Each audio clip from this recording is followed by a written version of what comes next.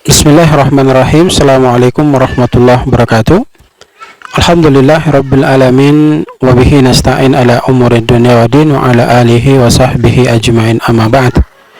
Teman-teman yang sama dirahmati dan dimuliakan Allah subhanahu wa ta'ala, insyaallah pertemuan kita di kesempatan yang sangat berbahagia ini, kita akan sedikit mengupas terkait dengan sekecil apapun kebaikan, jangan sampai kita abaikan, jangan sampai kita tinggalkan. Kenapa demikian? Karena itu adalah merupakan perintah dari Allah subhanahu wa ta'ala. Allah memberikan ketegasan kepada kita di dalam Quran surat Al-Mulk ayat kedua, A'udzu billahi minasyaitonir rajim, alladzi khalaqal mauta wal hayata liyabluwakum ayyukum ahsanu amala. Adalah Allah subhanahu wa ta'ala menciptakan mati dan hidup bagi seluruh manusia yang ada di permukaan buminya Allah. Tiada lain dan tiada bukan, Allah ingin mau melihat siapa di antara mereka yang sering dan suka melakukan kebaikan. Sekecil apapun kebaikan yang mereka lakukan, Allah ingin melihatnya. Hadirin yang sama berbahagia, kalau kita kemudian melihat hadis Nabi SAW pun memberikan ketegasan kepada kita untuk tidak mengabaikan kebaikan. Rasulullah SAW menjelaskan kepada kita, khairun nas anfahum linnas, sebaik-baik kalian adalah orang yang banyak memberikan manfaat kepada orang lain. Lalu teman-teman yang sama dirahmati dan dimuliakan Allah subhanahu wa ta'ala, apa sih efek yang didapatkan atau hasil yang didapatkan seseorang ketika dia melakukan kebaikan? Di antara yang akan dia peroleh, yang pertama, tentu dia akan mendapatkan pahala dari kebaikan yang dia lakukan, yang Allah berikan kepada yang bersangkutan. Jadi kebaikan ketika dilakukan penuh dengan ikhlas mengharap ridha dan rahmat Allah subhanahu wa ta'ala, maka dia akan mendapatkan pahala dari Allah subhanahu wa ta'ala. Kemudian yang kedua, akan diselamatkan oleh Allah subhanahu wa ta'ala kelak di akhirat pada yaumul hisab, hari penghisaban nanti.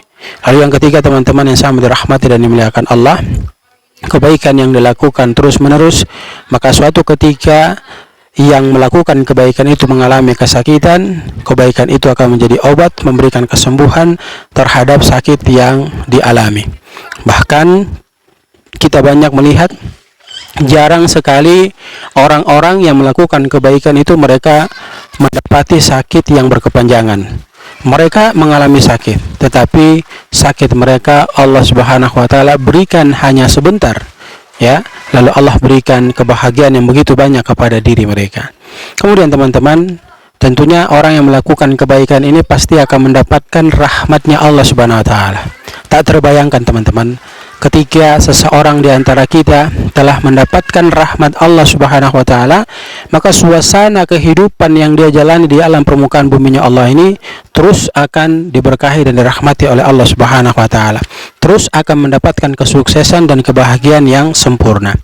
Lalu yang berikutnya, orang-orang yang melakukan kebaikan, mereka itu akan dijauhkan Allah subhanahu wa ta'ala daripada kefakiran, dan mereka akan dikayakan oleh Allah subhanahu wa ta'ala.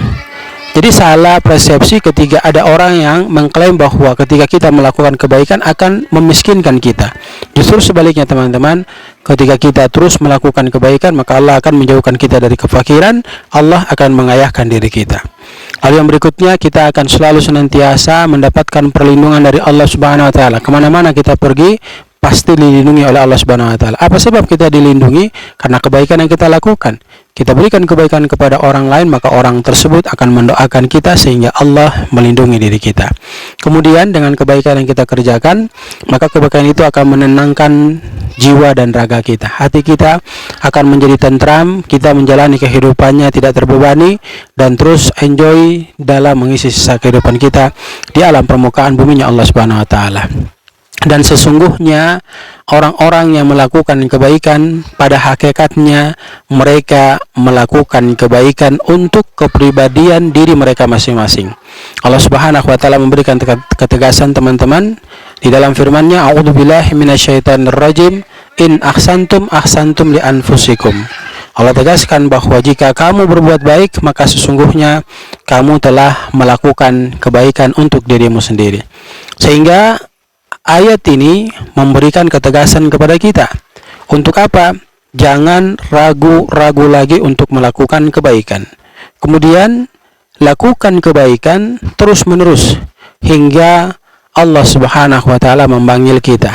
Dengan kondisi demikian, insya Allah jalan menuju surga akan semakin kita dekati dan semakin mudah untuk kita dapati. Hadirin yang sama dirahmati dan dimuliakan Allah, setiap melakukan kebaikan, maka sadar ataupun tidak sadar, kita telah membuka pintu-pintu rezeki untuk diri kita. Ya, kita telah membuka pintu-pintu keberkahan untuk diri kita. Maka jangan ragu untuk melakukan kebaikan. Jangan ragu untuk tetap berbuat baik. Karena perbuatan baik ini insya Allah akan mendatangkan kebahagiaan yang hakiki, yang sempurna pada diri kita. Kita ingat bahwa Allah memberikan ketegasan kepada kita di dalam Quran surat Al-Mulk ayat 2, Alladzi khalaqal mauta wal hayata liyabluwakum ayyukum ahsanu amala. Yang kita tekankan di sini adalah ayyukum ahsanu amala. Siapa sih di antara kita yang Allah ingin lihat dia melakukan kebaikan? Sementara Nabi menegaskan kepada kita khairun nas anfa'hum linnas. Sebaik-baik kita adalah orang yang banyak memberikan manfaat kepada orang lain. Mudah-mudahan bisa memberikan manfaat kepada kita semua dan mendatangkan pemahaman yang sempurna pada diri kita terkait dengan memahami agama ini, sehingga kita melakukan kebaikan tidak terbatas, tetapi terus kita melakukan kebaikan itu sampai Allah memanggil diri kita, sehingga kita kembali menghadap Allah, tentunya dengan membawa bekal kebaikan yang telah kita lakukan. Dan yang terakhir teman-teman, jangan sampai lupa kita untuk jaga ibadah sholat kita. Karena sentral dari keberhasilan kebaikan yang kita lakukan terletak pada sholat 5 waktu kita. Rasulullah SAW menjelaskan kepada kita bahwa sholat adalah merupakan amalan yang pertama dihisab. Ketika dia baik, baik pula semua amalan kita. Jadi jangan sampai kita berbuat baik, sebanyak-banyaknya kita melakukan kebaikan, lantas kita tidak melaksanakan sholat 5 waktu. Ini juga akan menjadi penghalang yang mengantarkan kita menuju kepada kebahagiaan. Jaga sholat 5 waktu, terus lakukan kebaikan, maka kebahagiaan itu akan kita genggam, akan kita bawa untuk membahagiakan, menyukseskan, mensejahterakan kehidupan pribadi kita masing-masing. Barakallahu fikum, jazakumullah khair. Subhanakallahumma bihamdika nasyhadu an la ilaha illa anta nastaghfiruka wa natubu ilaik. Billahi taufiq wal hidayah. Assalamualaikum warahmatullahi wabarakatuh.